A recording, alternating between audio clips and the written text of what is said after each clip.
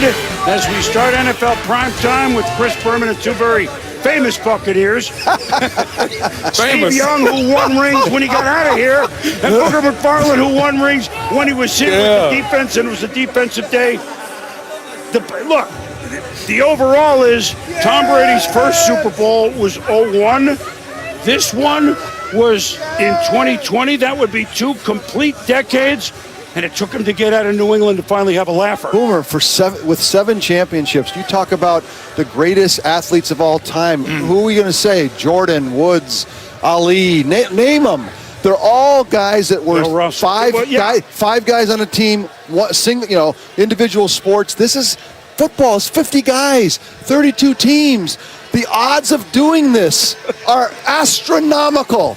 More than you can describe to anyone else that we're talking. Any other name you want to give me, this feat to go to this many Super Bowls and in football, to me, is unique, different, and something that should be appreciated, like in our generation and our lives or anything we've ever seen. I'm speechless about it. It's indescribable. Well, and for him to do it with this team after the year he had in New England. Remember a year ago, Tom Brady's done. Can he still throw the football down the field? And the people who knew football said, you know what? No, he's not done. He just needs better weapons. And to go through a year of COVID, to come down here and ingratiate himself with new teammates, having practices at high school fields, and to do it, I think this cements his legacy, not only in football, but in all of sports. There's no question. One quick thing before we get to the highlights and plenty of reaction. I remember sitting with Tom in New England in an interview like 5 years ago, 6. He was still in his 30s, a young man. How long do you want to play, Tom? He went, oh, no, I want to play till I'm 45. Now, this is going back 4 or 5 years. Like, what? I thought I needed a Q-tip in my ear. And he went, no, I can do it. But he planned for it. He put the time in. He planned to get to Tampa, but where he was getting out of New England 4 years ago. Like, he's a guy that thinks about this years in advance, and that's why he can pull it off. He can come down. And the thing that's interesting about it to me is you come down to a team that they don't know him. They got helicopters over his house when he arrives in town. He's the biggest. He's married to Giselle. He's been 6-time Super Bowl champ. How does he hold people close to him? How does he get his teammates to consistently fight for him and bleed with him? There's 15 books about leadership that need to be written about Tom Brady and how he does this. He does it because he ingratiates himself with his teammates. He's vulnerable. He's honest. He shows that he's just like them. He puts his pants on one leg at a time. He'll joke with them. He'll laugh with them. He'll be personable with them. And now as a teammate, when I see that, it doesn't matter who you are in lore. You're just a football player to me, baby, and you're trying to help me win. That's how he does it. And you know what? There was one little secret that got let out tonight also. Oh, I also have a defense here in Tampa. Oh, yeah, by the way. That was a little secret. They had some of those players before. Bug knew that. He called it. Yes. And the Chiefs, who rolled up almost 300 yards in the first quarter against them here around Thanksgiving weekend, well, that was the last loss the Bucs have. All right, you know what? So this was built up. One of the most anticipated Super Bowls, obviously, the past and present master against the present and perhaps future master. The defending champ, Kansas City Chiefs, were coming in and trying to win a Super Bowl against, the last quarterback to win back-to-back Super Bowls way back in 03 and 04 in Tom Brady. All the offensive weapons, but yet a wild card team and on the road 3 times. Yeah, they were going to finally get a home game, but they were going to be underdogs. Tom only once an underdog before when they took down the greatest show on turf, and that was back in 01. Chiefs kind of a similar team, coming in flying high, but yet in this battle, this epic battle, the age difference in quarterbacks, hats off to the veteran in the new sombrero. I know it's not new, Booger. It just tells you this is big, and well, then you see Tom Brady and you know this is big, and then you see Patrick Mahomes, the Magic Man, and you know this is big. First quarter, Mahomes. Trying to buy time. Some fun blitzes, Booger. You called it. They played the umbrella shell.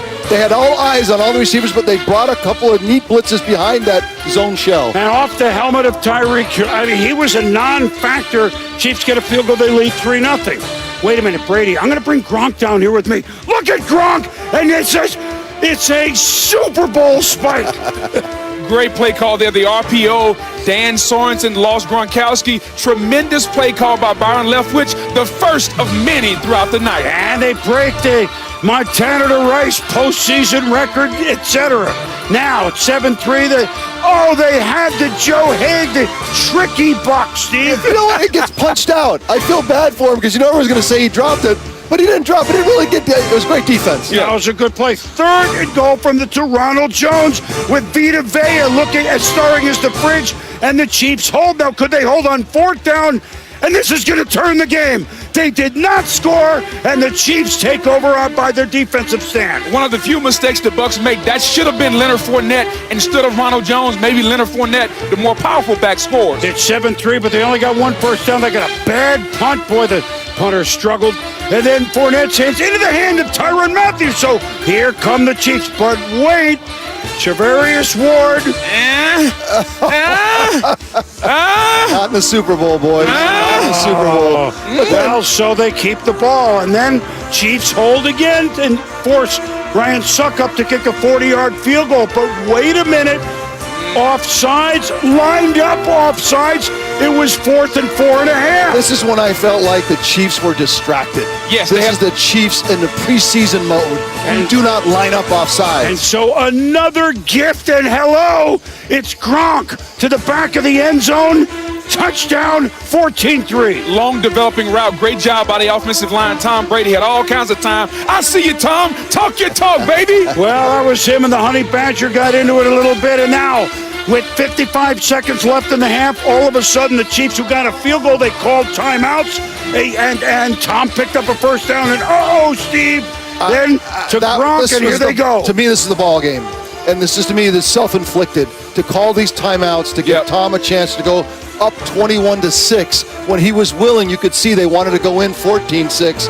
I just thought it was a critical coaching error there. Right, and that one was a good call on Breland. So a 34-yard penalty. Evans, it's over his head, but here the Honey Badger, a flag on him right at the end of the half. Yeah, and I thought that was a bad call. I thought that call right there against the Honey Badger was a bad call. And this one, you thought maybe, just maybe, it was going to be the Bucs night. Well, it was going to be right here with just seconds to go. So wait a minute. Only expatriates get touchdowns in this game? Only. Brady to Gronk twice, and Brady to Antonio Brown, and these guys continue to draw. Even Tom chased them a little bit. He must have said something personal to Tom. Honey There's Badger no way said something. Tom goes over there unless something's personal. And so now, end of first half, 21-6. The Chiefs get the ball, but he had nowhere to run, nowhere to hide. Did Patrick Mahomes? I'm stealing from Martha Reeves. I'm going back. Broken up against Kelsey. Another field goal. Chiefs kicking field goals. Butker was on, but he was at 21-9. Brady, Leonard Fournette out of the backfield. First down. Fournette looked good. Boy, he looked good against Green Bay 2 weeks ago. Brady, Gronk. Remember, he only caught one ball. It was a big one against Green Bay. Not tonight, though. In my mind, that was once they established the defense, it allowed the offense to start to get more expansive, and you could see that. Yeah, expansive. That was off right tackle. Nobody laid a hand on Leonard Fournette. Bruce Arians said, I don't know if it wasn't 65 toss power trap, but it was a touchdown. It's 28-9. Now Mahomes, and they're really bringing maybe one extra, but not mostly usually. Four, every now and then 5, and they were starting to dominate up front, Boom. And that was Shaq Barrett definitely dominating with the sack. Mahomes tipped Antoine Winfield Jr. He'd been hurt. He'd been playing here. Right place, right time. Long. You could see the way this was rolling. Like we say on defense, Boom. Tips and overthrows, Steve, I got to have them. And that set up a field goal, 31-9. Mahomes now early fourth. Great look at the right. There's nobody. Where is my man Brian Pringle? It didn't work on 4th down. It became a mess. It became a total mess. It's the kind of thing you see in August, early September, and that's what the Bucs forced out of the Chiefs. Yes. And then on 4th down, amazing to get the throw up. Darrell Williams has a chance, but the Bucs defense he never had a minute to set his feet. Never. And we thought that could be the story coming in. This offensive line, it was too simple, but it turned out to be the difference in the game. Yes, it was. Under 2 minutes to go. 4th down. Why not? Here you go. Well, no, wait a minute. Now he's crushed That's it. I got ahead of myself. That's Ndamukong Suh. Don't forget about him. Crushed all game. Now, trying for Tyreek Hill. But, I mean, really, like, there's no way you're going to complete that, right? And it falls incomplete. Winfield says, peace, man. I mean, the cheetah, me? Yeah, I get it. But you know what, Boom? If Tyreek Hill can do that to defenders, he can also take it when he's getting his butt kicked tonight. Well, he did tonight. Under 2 minutes to go. Fourth down, and of course, it ends in Devin White, one of the many Buck defenders that played just a miraculous and a marvelous game. They're celebrating. Gronk celebrating. Coach Arian celebrating. The knee, the 31-9 final, and the handshake. In the playoffs, Thomas bested Patrick, and there's the shower. Blue, creamsicle, whatever color it doesn't really matter. Yes, they've won. And the Tampa Bay Buccaneers. Yeah, this thing. Tom's easiest win in the Super Bowl. I mean, this is the one that came the easiest. Right? Yes. This is the one. Look, it was a balanced win. Yes, it was. And right. the Bucs, we talked about it all year. Are they going to gel? Do they have enough time? Tom coming to town, Gronk, Antonio Brown. Well, the better offense and better defense we played the end of the year. And it absolutely was. This team, why don't they go win it again? They're going to get better and better. Well, here's the thing. Remember, that Chiefs loss of which they came back to lose by 3, the Buccaneers, then they had a bye. I don't think you can overlook this. It's just exactly what played. It was the last bye of any of the teams. Veteran team, first week of December, had a bye. Good timing. They haven't lost since then. You talk about gelling. Hello, that's what they got together. And oh, by the way, the defense never allowed the Chiefs into the end zone. Like, we're going to talk a lot about Tom Brady. Who would have ever thought the Chiefs would only kick 3 field goals? Todd Bowles was outstanding tonight. Yes. And we wondered, what adjustments was he going to make from week 12 to tonight? First time we saw Tyreek Hill, 260 yards in the first quarter. Todd Bowles simply said, I'm not going to allow you to get deep. He kept 2 safeties back. The pass rush dominated the offensive line up front. And I realized we're going to talk a lot and we're going to wax on Brady. He's the greatest ever. But Byron Leftwich and Todd Bowles dominated this game tonight. They outcoached Andy Reid and Eric Bieniemy up and down the field. 4 guys up front dominated. The only time that you see defense today in the unfair fight that the NFL is offense versus defense is when 4 guys, not 5 or 6, when 4 dominate. Denver did it a few years ago. Yes. The Ravens did it a few years ago. And the Giants did it to Brady. So that's how you win. And that's how they dominate in today's defenses have to bring 4, and that's what they did. Here, they brought the extra guy here early, Boog. Yep. And that was a nice thing. They played zone behind it, and I think that threw them off, and I like that wrinkle. But the rest of the game, it was 4 guys just basically putting Patrick on skates the whole day. Well, and you see Shaq Barrett, by the way, he's an unrestricted free agent, just beating the right tackle Wiley with an inside move. Vita Vea and Ndamukong Suh pushing the pocket. Notice what Patrick did all night. He was backing up. Yes. He never had time to step up. He never set his feet even when he had a time. Exactly. They were in his head immediately. And that was Vita Vea and Ndamukong Suh, Shaq Barrett, those 4 guys up front. We talked about this years ago when I played in Tampa. It was Warren Sapp, myself, Greg Spires, Simeon Rice. When you can dominate an offensive line up front, I remember those it games. doesn't matter. Okay, going back to the greatest show on turf. Remember that game, Boom? Yeah. Nobody can stop him. 40 points a game. Monty Kiffin simply said that Kurt Warner can't throw if he's on his back. This game plan tonight resembles this. We're going to keep the ball in front of us and allow our defensive line to dominate. And it still brings back the old axiom. Great defense still beats great offense. Yes. It still does. Every once in a while, it's rare nowadays, but it does show up, and when it does, it is the difference. Exactly. Well, you knew the front 7 of the Bucs were something. Right. You just didn't think that the Chiefs, they were out of sync for all 60 minutes. Again, the Bucs maybe give different looks, but you know who would know what looks the Bucs gave? That would be head coach Bruce Arians, and he's at the podium right now, probably happy. He's been fantastic, running and catching and pass blocking. He's been an all-around back and done a great job for us. Hey, can you turn this up? Next question will come from John Romano with the Tampa Bay Times. Bruce, could you just talk about the game plans of the coordinators, both Byron and Todd? Yeah, I thought all three guys had great plans. Byron did a great job, I thought, of just mixing it up, running past, and then pounding them when we needed to. And Todd had a great plan. Keep them in front of us and let our front four get after them. And, they chased him around all night.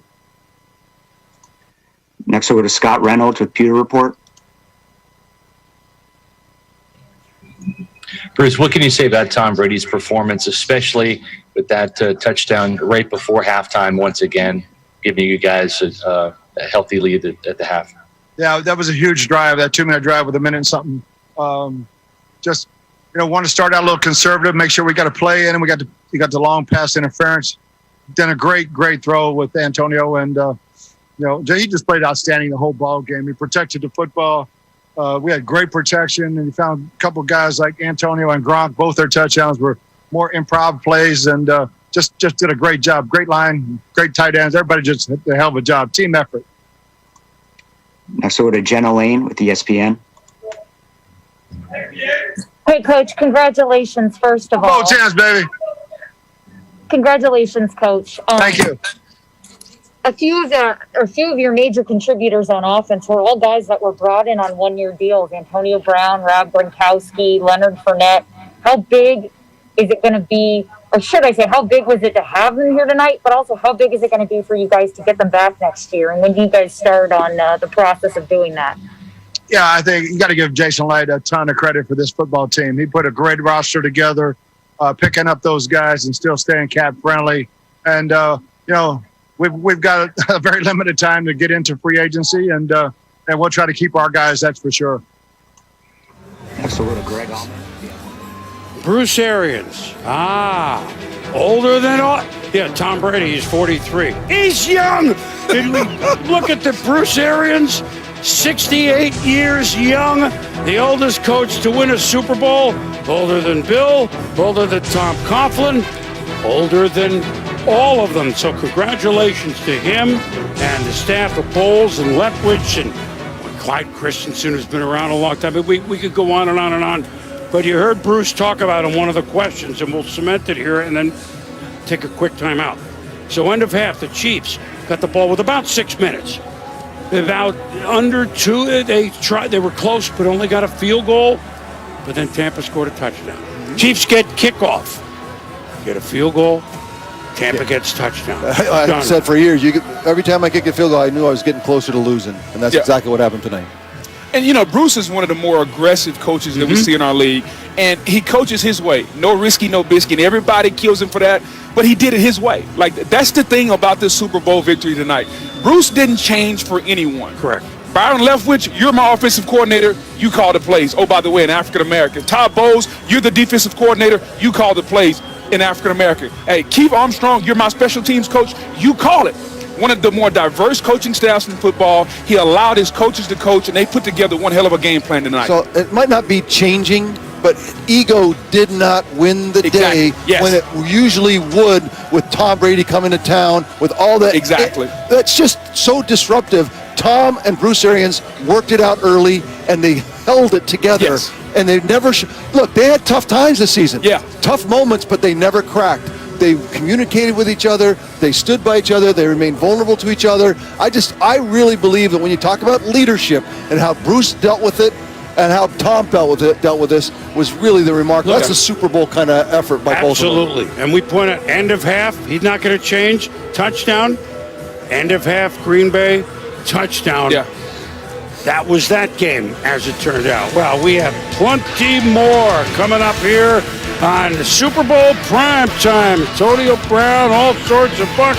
Have Tom Brady, family, and the Chiefs. And just like magic, here he is. And Bruce Arians, and congratulations to you and your team. Listen, you took a long route. 3 road stops to bring it home, but boy, did you save the best for the home folks. Congratulations. Yeah, I can't say enough about our coaching staff, Boomer. They did a great game plan coming into this one, and our players, we had 2 good weeks of practice and preparation, and the guys played their tails off, man. People, I think, our guys were tired of hearing about their offense and nobody talking about our defense. Well, your defense did, and we're going to get into that pretty deeply, but we make a lot of it and we don't know. Look, you lost to the Chiefs, you had a bye. So there were a lot of things going on. Veteran team had rest, but you got together and closed a lot of things tightly. You never lost since. How much did you look at that last game and go, we got to change, we don't have to change, or did you throw a lot of that out? It was Thanksgiving. No, we watched that one pretty closely. I mean, we knew we screwed up in that first quarter. We weren't going to let Tyreek Hill get off this time, and Todd came up with a great game plan of keeping Kelsey and Tyreek Hill in front of us and let that front four get after him. Bruce, how difficult was it for you to get Tom Brady up to speed, going through COVID, the whole nine, and how long did it take you to get him to full speed? About this week. I mean, it's been a growing process the whole time, Booger. Unbelievable. But I think that second half of the Chiefs game, then we go take the open date. We don't score a point in the first half against Atlanta, but we scored 31 in the second half. And we started attacking, and we haven't pulled our foot off the gas pedal since. Coach, why did you start attacking it? The plus 20 play started to show up as soon as after the bye. You didn't lose again. I mean, what changed? Certainly, it looked like something significant changed in the bye week.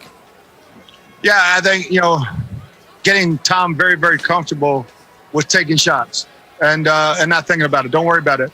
And that second half in Atlanta, actually we were sitting on the bench with about a minute and a half go. I said, look, we're putting the pedal down and we're never taking the foot off the gas again. We're going to attack, and it rubbed off on our defense, our special teams, and we just talked about attacking for the rest of the season.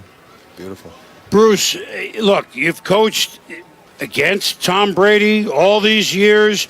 You've had him all this season, but I'm just going to take the playoffs in a nutshell. The 3 wild card victories, and now this Super Bowl. You knew all about Tom. You knew what he's about, and if you didn't know, you certainly did by December when you were winning games. But the playoff Tom Brady, what did you learn these last few weeks that wasn't even apparent this fall? Well, his preparation was unbelievable, Boomer, but his confidence and how it rubs off on the rest of the football team. Him talking to defensive players.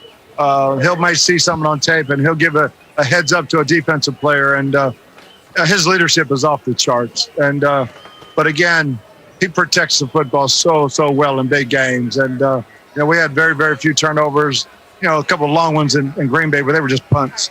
But he's a winner, man, and that's all you can say. He brought a winning mentality to a really talented football team that didn't know how to win.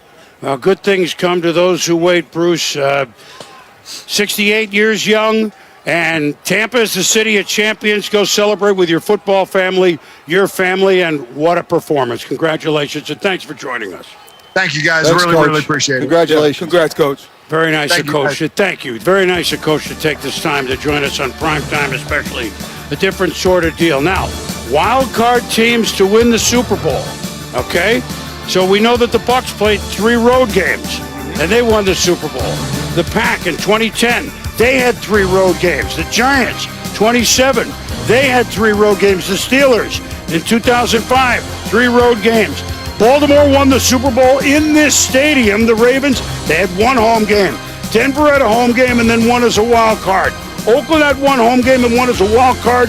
And oddly enough, in the AFL, 2 road games. The 69 Chiefs, they invented the wild card. The old AFL, the Chiefs. And boy, do these Chiefs wish the wild card wasn't invented for this year, then they wouldn't have had to play the Bucs. So now, the Bucs are on another historic list. So, this not a press conference that he was expecting to give. Actually, the toe, real quick, and then I want to talk about the passing, because the first quarter and a half, he had 30 or 40 yards rushing, which was not the plan, but he was good on that, and only had, at the end of the first quarter, I think 2 of 8. All right. 2 of 8. So, Mahomes, Chiefs, Bucs, let's go both directions here. So, tactically, he got beat early. I think they outsmarted him. Right. And then I think it changed, and then he was under siege, and I saw for the first time Patrick Mahomes act his age. He looked flustered and young. He looked like he was desperate, and as the ball just kind of spitting around, and it's like we have never seen. He's so settled all the time. He's always on top of the game. He's never shown. There's no cracks in the ever. And so tonight was that time when he's like, oh, he's human. And we saw that humanity really kind of exposed tonight because it was the whole team. They were distracted and they looked at completely. Well, first of all, I don't think the toe was an issue. The reports are he's going to have a procedure done. I don't think that was the issue. He was running around earlier, moving around. The Bucs changed. Okay, early in the first game in Week 12, they showed a lot of single high safety. He got a lot of one-on-ones, and the Chiefs are a big play offense. And when Todd Bowles kept two safeties back, he forced them to slow the game down, take the underneath, But he can do that. But they wouldn't capitulate to it. I don't know why. But they didn't want to do it. That was the issue. That's why he panicked, because he's dropping back, and it's clear the offensive line couldn't block the front four. So now if you're the quarterback and you want to go deep, that takes time. And so now Patrick is backing up, looking for those deep shots, and everyone said, run the ball, check it down, get the ball to your playmakers, and they wouldn't do that. And that's when the panic. I agree. That's when the panic set in. I think when they couldn't get the deep shots. They did not respond. Right. They never responded to what was happening in front of them. They needed 10-play drives. You're good enough. Put 10 plays together. Right. They did 3 or 4. Kelsey over the middle, a nice run by Hilaire. You could see it's like, do that more, and then they'd want to do something special. Yes. They'd want to get outside, and they just like, stop. Just a 10-play drive and put it in the end zone. They just never did it. You know what there never was? And this will sound obvious when you think there never was. I know the Chiefs are big playoff, and we know that. Correct. So in other words, a lot of 3 plays, 80 yards during the season. But in the Super Bowl against defenses that are obvious like this or in playoffs, there was no flow. Yeah. No flow from the start. 2 of 8, 2 of 9, whatever it was. Like, not it. Tyreek Hill, Boomer, forget stats. When you're under siege as a quarterback. Yeah, but early it wasn't I agree as with much. that. I agree with that. I In other agree with words, that. so and Andy and Bieniemy, they know there are other plays to be called to be in the flow. Summer to Kelsey, maybe a screen game. I don't know. Yeah, they lost the game in the Right? second quarter. Right. When they needed to respond, come up with something, put a touchdown down, they just couldn't do it. Put a drive together. If you go back to the Super Bowl when they played the 49ers, the offense kind of sputtered also. Then they ran the football. The running game got the offense going, and then Mahomes woke up and we got Wasp and all that call. They didn't want to run the ball. When you got 2 safeties back, boom, it's a light box. Run the football. Gotta do They it. didn't want to commit to the run. They were looking for the chunk plays, and ultimately that's what cost them. And then the defensive stands, but then the flag, and then it was mental, physical, Yes. and a disaster. Yeah. And it was a disaster. And that's not really the word to use for football. Might be a word to use on what happened late in the week. And everybody knows the story of Chiefs assistant coach Britt Reed, son of Andy Reid, in an accident Thursday evening, presumably leaving the complex, I'm not sure, to go home in the evening, and 2 cars that were parked and maybe lights on, maybe doesn't matter. Accident, a youngster is fighting for his life. I mean, a 5-year-old, everybody knows this story. Look, Coach Reed is only human, and this is Thursday night, and out of nowhere, no way would he or the team ever use anything like this as an excuse. However, they looked way out of sync. It would be not fair to the Bucs to say, well, no. We're not trying to go. I tell you what, Coach Reed has addressed this after the game, and why don't we listen to him? My heart goes out to all those that were involved in the accident, in particular the family with the little girl who's fighting for her life. And listen, it's a tough situation. I can't comment on it any more than what I am here. So the questions that you have, I'm gonna have to turn those down at the time. But just from a human standpoint, man, my heart bleeds for everybody involved in that. Well, and there's no other way to say it. Obviously, this is a very together team. We know them quite well. They're defending champs, and they've won 25 of 27 going back to November a season ago. There's no way that he would ever, or any of the Chiefs would say this distracted them from the effort that the Bucs did, and that would not be fair. But you just have to. This is their leader. I know Mahomes and Honey Badger, their leader. No, Coach Reed is their leader. And to see their leader hurting like this, although I'm sure he was 100% dialed in as much as he could with the game plan and everything else late in the week, Right. to see their leader hurting like this, you either call yourself at 150. They were hurting, And I think it reflected. I will never know, and they would never say that. Well, nobody's ever going to say that, but we're human. Yep. If that's your head coach and you know he's hurting, you're going to hurt. Regardless of why, how, whatever, he's hurting. And so at some point, regardless of how much, at some point that took up time. That took up space. Now, I get it. We're just playing a football game, and the little girl's life is the most important thing. Amen. Absolutely. But you just feel for Andy Reid late in the week, getting ready for this game, and now he's got to deal with that. And he brings that on his team. I think he's hurting that somehow he feels like he distracted his team. Of course. That's the part he's probably feeling right now. Of course. There's no other way to say it. And let's just hope that the young girl and the other youngster in there and hope for the best from here on out. I mean, we don't know any more than anybody does. But, hey, look, the Chiefs weren't themselves for whatever reason. That might be one of them. The Bucs would be another one. Hey, we've done this before. Tom Brady, Rob Gronkowski. But wait a minute, what is this Buck jersey thing? I don't really get it because, we've been scoring touchdowns in the Super Bowl. Well, this was Super Bowl 49, that great game in 2014 against the Seahawks when Brady and Gronk and Edelman, they were like 10 for 10 in the fourth quarter. And meanwhile, in the loss to the Eagles, Brady to Gronk twice for touchdowns in that high-scoring game. And even though it was not going to be a win for New England, this has paid her twice. So you know what? I know, Gronk, you've been out of football for a year, but, we're going to do this thing. The weather's going to be nice. I know you're from Buffalo. You've grown up in the cold. You played in New England. Why don't you come to Tampa? And we might score not only one touchdown, we might hook up for the first 2 touchdowns in the game in the Super Bowl, and we're going to win one, too. Not bad, huh, Gronk? Oh man. It was kind of a series of conversations. It wasn't anything like, hey, Rob, I want you to come back, like come to Tampa with me. It was over a little bit of time, a couple conversations, and then free agency hit, and I was sitting there like watching, like, he told me he's gonna go down to Tampa or to another team, prior before, and I was just sitting there like. And he hit me up and he's like, yo, would you come down? And I was like, I've been waiting for you. I've been waiting for you to make a move.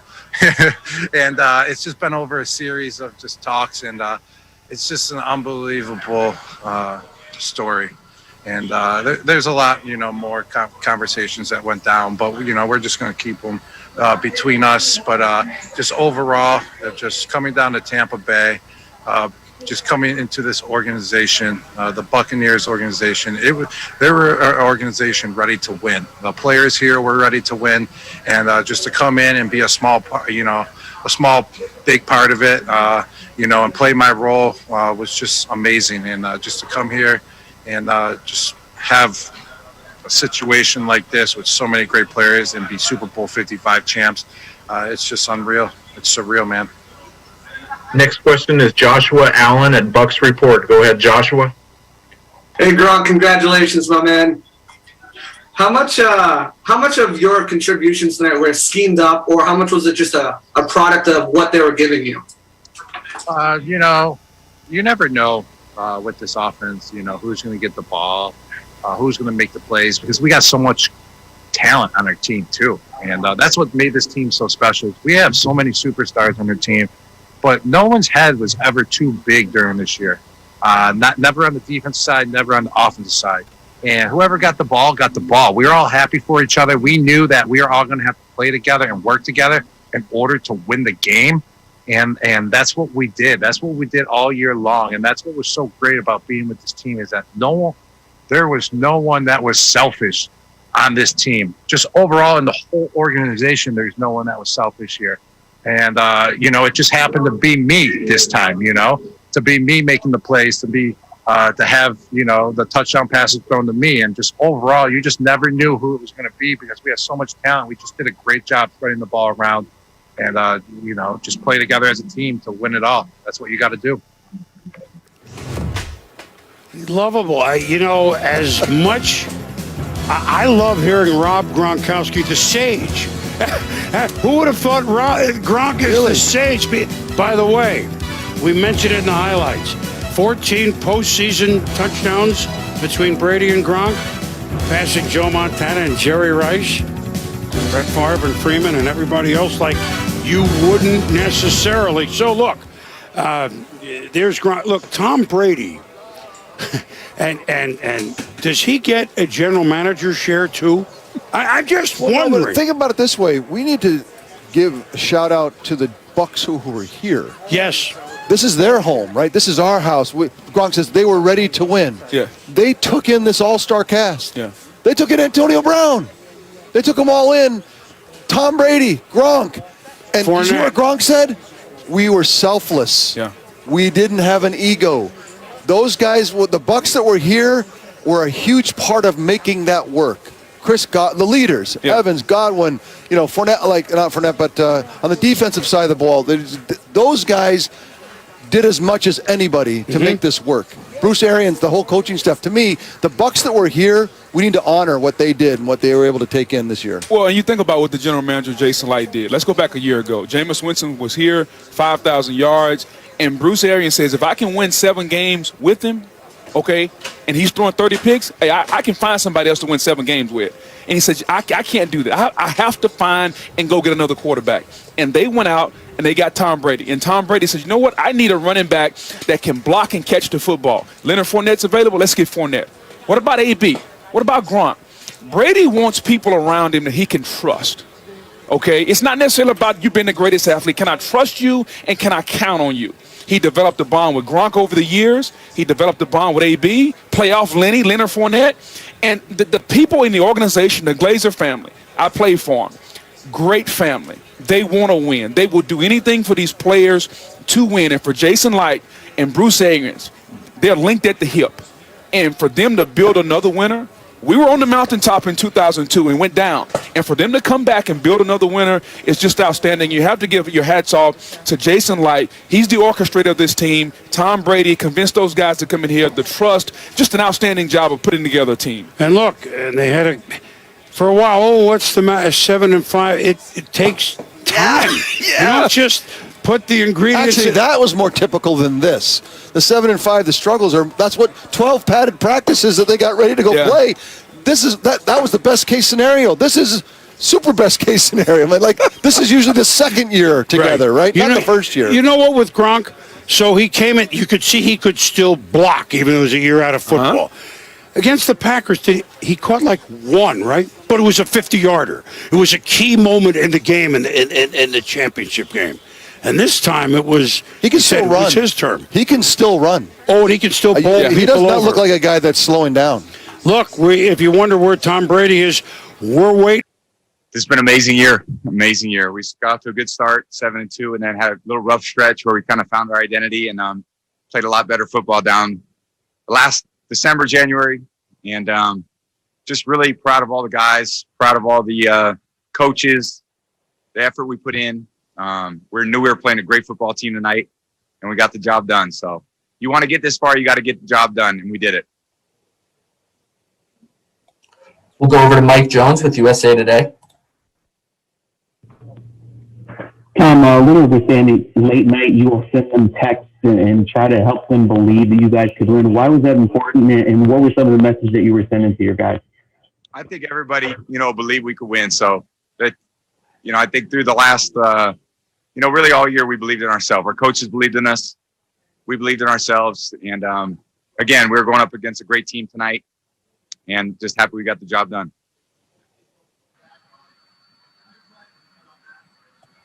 We will go over to Rick Stroud. A lot of new teammates, but one of your own ones, Rob Gronkowski, even Antonio Brown did some nice things for you today. Can you talk about what it means to share that again with those guys? Yeah, it's just great to see them, big time players making big time plays. So just love what they did, what they added to the team. Gronk's an unbelievable player, teammate, talent, work ethic, commitment, and AB is just, since he got here, he's just done everything the right way. So impressed by him, proud of him. Takes a lot of people for us to get to this point. And, we all have great support systems in place. And I think everyone should be celebrating them tonight. Robbie G. Robbie G. Congrats, baby. I'll see you later.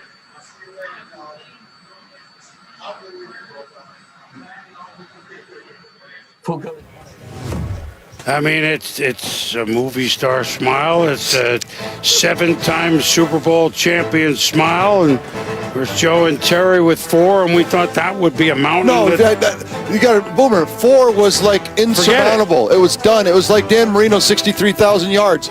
Never going to be matched. And now 10 years later, we have 7, and we have a guy throwing for 80,000 yards, probably on his way to 100. In the Super Bowl alone, 7 wins. 21 touchdown passes in the Super Bowl. Over 3,000 yards in the Super Bowl. 3,000 yards used to be. These have 2 seasons of postseason. It's nutty.